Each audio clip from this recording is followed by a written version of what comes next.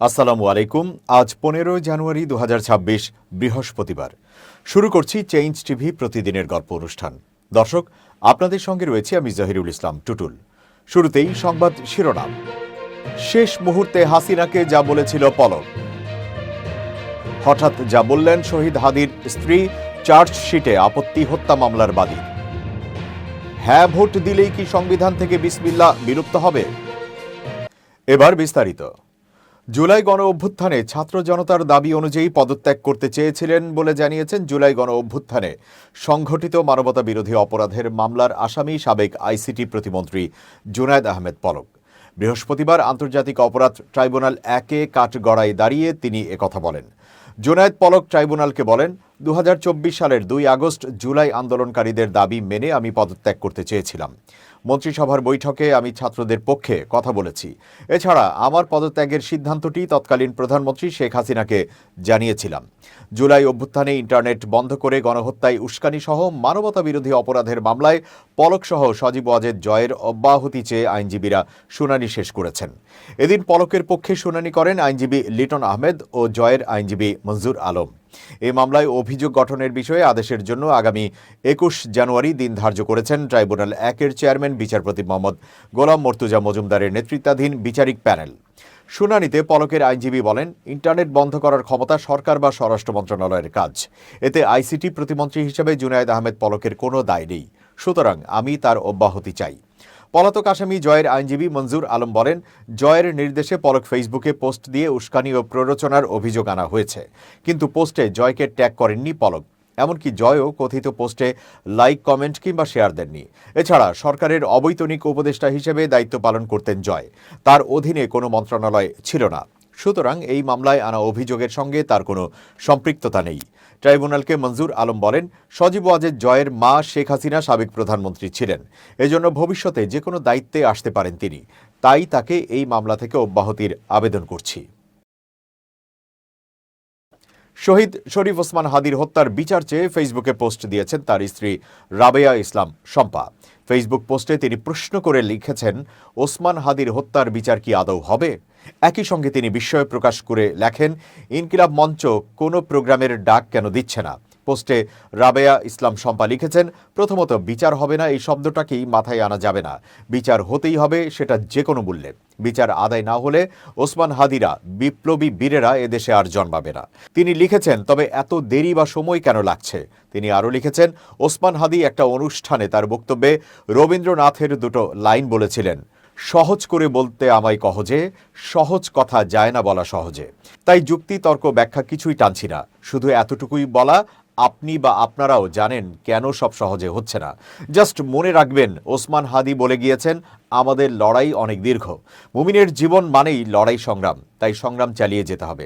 হাদির স্ত্রী লিখেছেন, ইনকিলাব মঞ্চ নিয়ে শহীদ ওসমান হাদির নিজের বলা কয়েকটা কথা আপনাদের জানাতে ইচ্ছে হলো। আমার প্রথম সন্তান ইনকিলাব মঞ্চ, দ্বিতীয় সন্তান ফিরনাস। পোলাপানগুলোরে বেতন দেই না, ঠিকভাবে খাবারও খেতে পারে না কাজের জন্য, নিঃস্বার্থভাবে আমার সঙ্গে লেগে থাকে। ওদের ভবিষ্যতের চিন্তাও ওদের নাই। আমার তো ওদের ভবিষ্যৎ গড়ে দিতে হবে ডিয়ার। রাবেয়া ইসলাম আরও লিখেছেন, আপনারা যারা ওসমান হাদিরে শুধু তার কথা শুনে, ভিডিও দেখে তাকে এত ভালোবাসেন, দোয়া করেন, কান্না করেন, তাহলে ভাবেন ওসমান হাদির এই ভাই বোনগুলোর মনের অবস্থা কি এখন? যাদের কাছে ভাই ছিল 24 ঘন্টা ছায়ার মতো, তারা কোন অবস্থার মধ্য দিয়ে যাচ্ছে? ওসমান হাদি এখন বেঁচে থাকলে হয়তো বলতো, আমারে বলেন ঠিক আছে, কিন্তু আমার ইনকিলাব মঞ্চের ভাই বোনগুলোরে নিয়ে কথা বলবেন না, তাহলে আমি সহ্য করব না। পরিশেষে তিনি লিখেছেন, দাসত্বই যে জমিনের নিশ্চল নিয়তি, লড়াই সেখানে সর্বোত্তম ইবাদত। শহীদ শরীফ ওসমান বিন হাদি, ইনকিলাব জিন্দাবাদ। ইনকিলাব মঞ্চের আহ্বায়ক শরীফ ওসমান বিন হাদি হত্যা মামলায় দাখিল করা চার্জশিটে আপত্তি জানিয়েছেন বাদী। বৃহস্পতিবার ঢাকার অতিরিক্ত মুখ্য মহানগর হাকিম জসিতা ইসলামের আদালতে বাদী আবদুল্লাহ আল জাবেরের আইনজীবীরা নারাজি শুনানি করেন। শুনানিতে তারা বলেন, একজন ওয়ার্ড কমিশনারের পক্ষে হাদি হত্যার পরিকল্পনা করা সম্ভব না। এখানে দেশি ও বিদেশি চক্র জড়িত রয়েছে। চার্জশিটে মাস্টারমাইন্ডদের আড়াল করা হয়েছে। হাদিকে দিনে দুপুরে হত্যা করা হয়েছে। এখনও শুটার ও পরিকল্পনাকারী আটক হয়নি। মামলার তদন্তকারী কর্মকর্তা দায়সারা একটা প্রতিবেদন জমা দিয়েছেন। মামলাটি তদন্তের জন্য অন্য কোনো সংস্থাকে দেওয়ার আবেদন জানান তারা। শুনানি শেষে আদালত আদেশ পরে দিবেন বলে জানান। এর আগে গত 6 জানুয়ারি মামলার তদন্ত কর্মকর্তা ডিবি পুলিশের পরিদর্শক ফয়সাল আহমেদ প্রধান আসামি ফয়সাল করিম মাসুদ ওরফে দাউদ সহ 17 জনের বিরুদ্ধে চার্জশিট দাখিল করেন। চার্জশিটভুক্ত 17 আসামির মধ্যে বর্তমানে 11 জন কারাগারে আটক রয়েছেন। প্রধান আসামি ফয়সাল করিম মাসুদ সহ 6 জন পলাতক রয়েছেন। পলাতক অন্য আসামিরা হলেন ফয়সালের সহযোগী আলমগীর হোসেন, ঢাকা মহানগর উত্তর যুবলীগের সাংগঠনিক সম্পাদক ও সাবেক ward councillor Taijul Islam Chowdhury Bappi, Philips নাল ফিলিপস, মুক্তি আক্তার এবং ফয়সালের বোন জেসমিন আক্তার। তদন্ত কর্মকর্তা পলাতকদের বিরুদ্ধে গ্রেফতারি পরোয়ানা জারির আবেদন করেছেন চার্জশিটে। 12 ফেব্রুয়ারি নির্বাচন ও জুলাই জাতীয় সনদ বাস্তবায়নে গণভোটকে কেন্দ্র করে সংবিধানে আল্লাহর নাম রাখা নিয়ে সামাজিক যোগাযোগ মাধ্যমে ভুল তথ্য প্রচার করা হচ্ছে। আলোচিত ইসলামী বক্তা এনায়েতুল্লাহ আব্বাসী সহ একটি বিশেষ মহল দাবি করেছে যে গণভোটে হ্যাঁ জয়ী হলে সংবিধান থেকে বিসমিল্লাহ ও আল্লাহর প্রতি পূর্ণ বিশ্বাস সরিয়ে ফেলা হবে। তবে সরকারি নথিপত্র এবং সংবিধান সংস্কার কমিশনের প্রতিবেদন বলছে এই দাবিটি পুরোপুরি ভিত্তিহীন ও গুজব। অনুসন্ধানে দেখা গেছে এনায়েতুল্লাহ আব্বাসী বিভিন্ন মাধ্যমে দাবি করছেন যে জুলাই জাতীয় সনদে বিসমিল্লাহ বাদ দেওয়ার নীল নকশা করা হয়েছে, অথচ সংবিধান সংস্কার কমিশনের প্রথম খণ্ডের প্রতিবেদনে স্পষ্টভাবে বিসমিল্লাহির রহমানির রহিম বহাল রাখার সুপারিশ করা হয়েছে। এমনকি রাষ্ট্রধর্ম হিসেবে ইসলামের বর্তমান বিধানটিও অপরিবর্তিত রাখার পক্ষে মত দিয়েছেন কমিশন। কমিশনের ওয়েবসাইটে সংগৃহীত জনমতের ভিত্তিতেই তারা এই সিদ্ধান্তে পৌঁছেছে, যা আব্বাসীর দাবির ঠিক উল্টো চিত্র প্রকাশ করে। গণভোটের ভিত্তি হিসেবে ব্যবহৃত জুলাই জাতীয় সনদ 2025-এর মূলনীতিতে ধর্মীয় স্বাধীনতা ও সম্প্রীতিকে অন্যতম স্তম্ভ হিসেবে ধরা হয়েছে। প্রধান উপদেষ্টার কার্যালয় থেকে প্রকাশিত সনদে বিসমিল্লাহ বা ধর্মীয় কোনো শব্দ পরিবর্তনের কোনো উল্লেখ নেই, বরং 24টি রাজনৈতিক দলের ঐকমত্যের ভিত্তিতে প্রণীত এই সনদে ধর্মীয় মূল্যবোধকে যথাযথ সম্মান জানানোর কথা বলা হয়েছে। গণভোটের জন্য তৈরি সরকারি ওয়েবসাইট গণভোট.gov.bd-তেও এই সংক্রান্ত গুজবের কোনো সত্যতা পাওয়া যায়নি। নির্বাচন বিশেষজ্ঞরা মনে করছেন, এনায়েতুল্লাহ আব্বাসীর মতো প্রভাবশালী বক্তারা যখন সঠিক তথ্য যাচাই না করে এমন স্পর্শকাতর বিষয়ে মন্তব্য করেন, তখন সাধারণ মানুষের মধ্যে বিভ্রান্তি ও উত্তেজনা সৃষ্টি হয়। মূলত ধর্মীয় অনুভূতিকে পুঁজি করে রাজনৈতিক ফায়দা হাসিলের উদ্দেশ্যেই এই ধরনের অপপ্রচার চালানো হচ্ছে বলে ধারণা করা হচ্ছে। সংশ্লিষ্ট মহলের মতে, জুলাই জাতীয় সনদ রাষ্ট্রীয় সংস্কারের দলিল, যা ধর্মীয় অবস্থানকে সংকুচিত করার পরিবর্তে আরও শক্তিশালী করতে চায়। 12 ফেব্রুয়ারির ঐতিহাসিক ভোটকে সামনে রেখে জনগণকে গুজবে কান না দেওয়ার এবং যে কোনো তথ্যের সত্যতা যাচাই করার আহ্বান জানিয়েছে প্রশাসন। সংবিধানে বিসমিল্লাহ থাকছে, এই সত্যটি এখন সরকারি দলিলেই প্রমাণিত। আসন ভাগাভাগি নিয়ে টানাপোড়েনের জেরে 11 দলীয় জোট থেকে ইসলামী আন্দোলন বাংলাদেশের বেরিয়ে যাওয়ার খবরের মধ্যেই এক বিশেষ সতর্কবার্তা দিয়েছেন জামায়াতে ইসলামীর আমির ডাক্তার শফিকুর রহমান। বৃহস্পতিবার দুপুরে নিজের ভেরিফাইড ফেসবুক পেজে এক পোস্টের মাধ্যমে তিনি দলীয় নেতাকর্মী ও শুভাকাঙ্ক্ষীদের প্রতি ভ্রাতৃপ্রতিম ইসলামী আন্দোলনের বিরুদ্ধে কোনো ধরনের নেতিবাচক মন্তব্য বা লেখালেখি না করার কঠোর আহ্বান জানান। জামায়াত আমির তাঁর পোস্টে উল্লেখ করেন যে সম্প্রতি কিছু ব্যক্তি জামাতের প্রতি সহানুভূতি দেখাতে গিয়ে সামাজিক যোগাযোগ মাধ্যমে ইসলামী আন্দোলন বাংলাদেশের ব্যাপারে অনাকাঙ্ক্ষিত ও বিভ্রান্তিমূলক মন্তব্য করছেন। তিনি স্পষ্টভাবে বলেন, যারা সত্যিকার অর্থে জামায়াতে ইসলামীকে ভালোবাসেন তারা যেন এই ধরনের বিতর্কিত কাজ থেকে সম্পূর্ণ বিরত থাকেন। রাজনৈতিক মতপার্থক্য থাকলেও ভ্রাতৃপ্রতিম সংগঠনের প্রতি পারস্পরিক শ্রদ্ধা বজায় রাখার উপর তিনি গুরুত্বারোপ করেন। এদিকে গত এক সপ্তাহ ধরে চলা দফায় দফায় বৈঠক ব্যর্থ হওয়ায় জোট ছাড়ার চূড়ান্ত সিদ্ধান্ত নিয়েছে চরমোনাই পীরের দল ইসলামী আন্দোলন বাংলাদেশ। তাদের দাবি ছিল কমপক্ষে 80টি আসন, যা জামাতের পক্ষে পূরণ করা সম্ভব হয়নি। মাওলানা মামুনুল হক মধ্যস্থতা করার চেষ্টা করেও ব্যর্থ হয়েছেন। ফলে 11 দলীয় জোট এখন 10 দলীয় জোটে পরিণত হতে যাচ্ছে। ইসলামী আন্দোলন বেরিয়ে গেলেও মাওলানা মামুনুল হকের খেলাফত মজলিস সহ অন্য 9টি শরিক দল জামায়াতের সাথে ঐক্যবদ্ধ থাকার সিদ্ধান্তে অটল রয়েছে। প্রধান নির্বাচন কমিশনার সিইসি এএমএম নাসির উদ্দিনের সঙ্গে বৈঠক করেছে বিএনপি।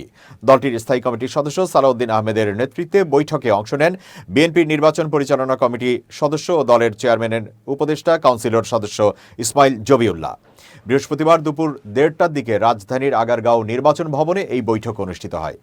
বৈঠকে কিছু আইনি বিষয় ও নির্বাচনী আচরণ বিধি নিয়ে আলোচনা হয়েছে। ব্যালটে ধানের শীষ প্রতীকের অবস্থান নিয়ে উদ্বেগ প্রকাশ করে ইসিকে এর ব্যাখ্যা দেওয়ার আহ্বান জানিয়েছেন সালাউদ্দিন আহমেদ। তিনি বলেন, নির্বাচন কঠিন না করে ভোটাররা যেন সহজে ভোট দিতে পারেন সেই ব্যবস্থা নেওয়া উচিত। এছাড়া দেশে ব্যবহৃত পোস্টাল ব্যালটে সব প্রতীক না রেখে সংশ্লিষ্ট আসনের প্রার্থীদের নাম ও প্রতীক রাখার প্রস্তাব দেওয়া হয়েছে বিএনপির পক্ষ থেকে। পোস্টাল ব্যালট পাঠানোর দায়িত্বে যারা ছিলেন তারা সঠিকভাবে দায়িত্ব পালন করেননি বলেও অভিযোগ বিএনপির সর্বোচ্চ নীতি নির্ধারণী ফোরামের এই নেতার। সালাউদ্দিন বলেন, অনেক কিছুর অনিয়ম হয়েছে, যে ভুল ভ্রান্তি হচ্ছে সেখানে আমরা ভুক্তভোগী। একটি নির্দিষ্ট রাজনৈতিক দলের পক্ষ হয়ে কাজ করা হচ্ছে, এটা প্রমাণিত। এজন্য ইসির ব্যাখ্যা চেয়েছি। এর আগে দুপুর 1:15 বিএনপির প্রতিনিধি দল নির্বাচন কমিশনে পৌঁছে। এ সময় সিইসি নাসির উদ্দিনের সভাপতিত্বে মনোনয়নপত্র বাছাই রিটার্নিং কর্মকর্তার সিদ্ধান্তের বিরুদ্ধে 6ষ্ঠ দিনের আপিল শুনানি চলছিল।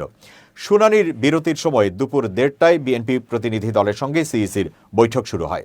আচরণবিধি প্রতিপালনে ইসির ভূমিকা এবং পোস্টাল ব্যালটে ধানের শীষ প্রতীকের অবস্থান নিয়ে ইতোমধ্যে অসন্তোষ প্রকাশ করেছে বিএনপি। এর আগে গতকাল বুধবার বিএনপির স্থায়ী কমিটির সদস্য নজরুল ইসলাম খান অভিযোগ করে বলেন, উদ্দেশ্যমূলকভাবে ধানের শীষ প্রতীকটি ব্যালট পেপারের ঠিক মাঝখানে রাখা হয়েছে। এতে ব্যালট পেপার ভাঁজ করলে প্রতীকটি সহজে নজরে আসে না। এই অবস্থায় এখনো পাঠানো হয়নি এমন ব্যালট পেপার সংশোধনের দাবি জানায় বিএনপি। এবার খুব জরুরি 1 মিনিট জানাচ্ছেন ইউনেস্কো ক্লাব পুরস্কার বিজয়ী সাংবাদিক আমিরুল মোমিনিন মানিক। খুব জরুরি 1 মিনিটে প্রত্যেককে আমন্ত্রণ। প্রিয় বন্ধুরা, আজ আমি এমন একটা কৌশলের কথা আপনাদেরকে বলবো যে কৌশলের কারণে আপনি অনেকের মন জয় করতে পারবেন। একটা মাত্র কৌশল, সেটা হচ্ছে শুদ্ধ সুন্দর ভাষায় আপনি আপনার কথাগুলো বলতে শিখুন। আপনি যদি শুদ্ধ উচ্চারণে সুন্দর শব্দচয়ন এবং বাক্য প্রয়োগে কথা তৈরি করতে পারেন, তাহলে মুগ্ধ হয়ে মানুষ আপনার কথার প্রেমে পড়বে। আপনি আপনার কথা দিয়ে যে কোনো বিষয়ে মানুষকে, তার হৃদয়কে জয় করতে পারবেন। সুতরাং আসুন আজ থেকে নেমে পড়ি, সুন্দরভাবে শব্দ চয়ন করে সুন্দর উচ্চারণে আমরা কথা বলবো, নিজের অনুভূতি ব্যক্ত করব, প্রয়োজনীয় শব্দ প্রয়োগ করে অন্যকে আকৃষ্ট করব। এই শব্দ দিয়েই পৃথিবীকে জয় করা যায়। কথা হচ্ছে পৃথিবীকে জয় করার অন্যতম একটা বড় মাধ্যম। এই পৃথিবীতে যত কিছু বিক্রি হয় তার মধ্যে সবচেয়ে বেশি বিক্রি হয় কথা। সুতরাং আসুন কথাকে সুন্দর শুদ্ধ করি। ভালো থাকবেন, শুভেচ্ছা নিরন্তর। দর্শক, এবার দেশের বাইরের খবর। সাময়িক বন্ধ রাখার পর আবারও আকাশসীমা খুলে দিয়েছে ইরান। ফ্লাইট ট্র্যাকিং তথ্য অনুযায়ী এখন বিমানগুলোকে তেহরানের দিকে প্রবেশ করতে দেখা যাচ্ছে। অনলাইন ফ্লাইট ট্র্যাকিং সেবা ফ্লাইট রাডার 24 বৃহস্পতিবার নিশ্চিত করেছে ইরানের আকাশসীমায় চলাচলে নিষেধাজ্ঞা সংক্রান্ত নোটিশ বা নোটাম এর মেয়াদ শেষ হয়েছে এবং একাধিক বিমান দেশটির আকাশসীমায় প্রবেশ করেছে। নিরাপত্তাজনিত কারণ দেখিয়ে ইরান সাময়িকভাবে আন্তর্জাতিক বেসামরিক ফ্লাইট ছাড়া সব ধরনের বিমান চলাচল বন্ধ রেখেছিল। শুধু অনুমোদিত আন্তর্জাতিক আগমন ও প্রস্থান ফ্লাইটকে চলাচলের অনুমতি দেওয়া হয়েছিল। প্রাথমিক ঘোষণায় জানানো হয়েছিল 15ই জানুয়ারি পর্যন্ত তেহরানের আকাশসীমা বন্ধ থাকবে এবং কেবল বেসামরিক কর্তৃপক্ষের পূর্বানুমতি পাওয়া নির্দিষ্ট ফ্লাইট চলাচল করতে পারবে।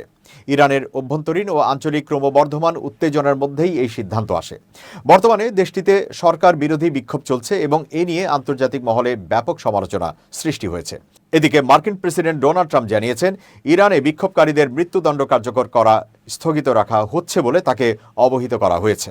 তবে তিনি সতর্ক করে বলেছেন, ওয়াশিংটন পরিস্থিতির ওপর কড়া নজর রাখছে। বিক্ষোভকারীদের প্রতি বারবার সমর্থন জানিয়ে ট্রাম্প আরও বলেন, মৃত্যুদণ্ড কার্যকর করা হলে যুক্তরাষ্ট্র খুব কঠোর ব্যবস্থা নিতে পারে। এছাড়া G7 এর সদস্য দেশগুলোর পররাষ্ট্রমন্ত্রীরাও বিক্ষোভকারীদের ওপর ইচ্ছাকৃত সহিংসতার নিন্দা জানিয়েছেন। তারা ইরান সরকারকে সংযম প্রদর্শন ও মানবাধিকারের প্রতি শ্রদ্ধাশীল হওয়ার আহ্বান জানিয়েছেন এবং প্রয়োজনে অতিরিক্ত ব্যবস্থা নেওয়ার হুঁশিয়ারি দিয়েছেন।